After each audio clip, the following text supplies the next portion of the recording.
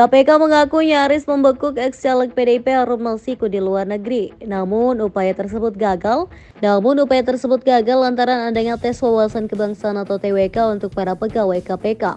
Pasalnya, para penyidik yang menangani kasus tersebut akhirnya terdepak dari KPK karena tak lulus TWK. Menurut mantan penyidik KPK Praswat Nugraha, jejak pelarian Masiku tercium pada 2021 di sebuah lokasi di luar negeri. Praswat mengatakan tim yang siap berangkat untuk menangkap Harun Masiku sudah mengonfirmasi laporan intelijen itu secara berulang.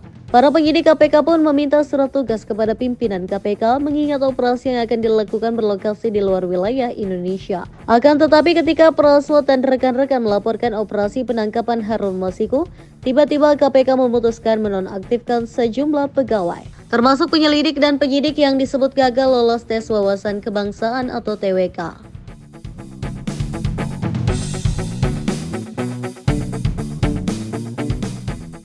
Padahal TWK itu sejak awal memang kontroversial sebab terjadi pertentangan antara pegawai yang menentang dengan sikap Firly Bahuri yang saat itu masih menjabat sebagai ketua KPK.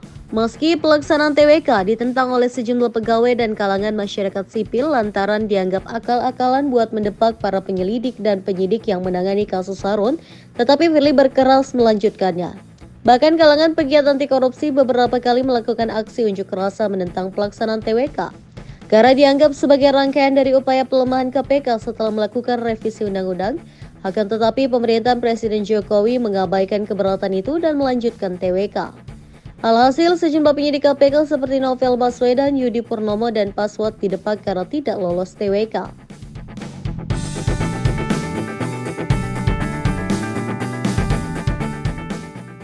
Maka dari itu, Paswat meyakini tidak ada pimpinan KPK yang mau menangkap Harun Masiku. Menurut Praswat, penyidik KPK menemukan petunjuk Harun bersembunyi dengan kedok sebagai guru bahasa Inggris. Akan tetapi sampai saat ini keberadaan Harun masih diburu. Harun Masiku adalah tersangka kasus dugaan suap terhadap ex-komisioner Komisi Pemilihan Umum atau KPU Wahyu Setiawan. Harun diduga menyuap Wahyu untuk memuluskan jalannya menjadi anggota DPR lewat mekanisme pergantian antar waktu. KPK menetapkan 4 orang tersangka dalam kasus ini. Selain Wahyu dan Harun, ada juga kader PDIP Saiful Bahri dan mantan anggota Bawaslu Agustiani Tio Fridelina. Wahyu, Saiful, dan Agustiani telah divonis dan dinyatakan bersalah, sedangkan Harun masih berstatus buronan setelah lolos dari operasi tangkap tangan pada Januari 2020 lalu.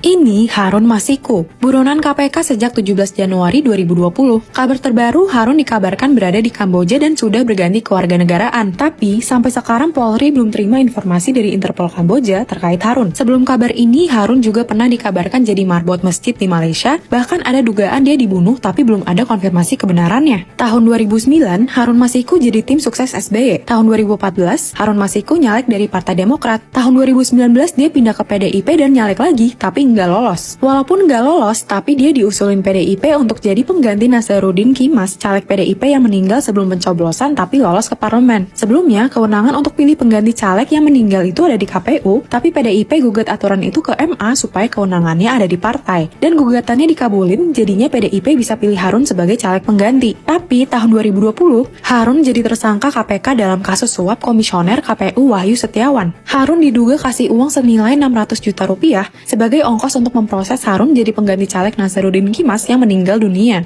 Harun Masiku jadi buronan KPK dari tahun 2020 sampai tahun 2023 ini dia belum ketangkap. Dia sampai masuk ke daftar buronan dunia dan ada di daftar Red Notice Polisi Internasional atau Interpol. Harun Masiku ini licin banget. Ada indikasi bahwa upaya untuk menangkapnya dipersulit. Pada 2021 misalnya, salah satu penyelidik KPK pernah bilang begini. Sekarang beliaunya ada di sini.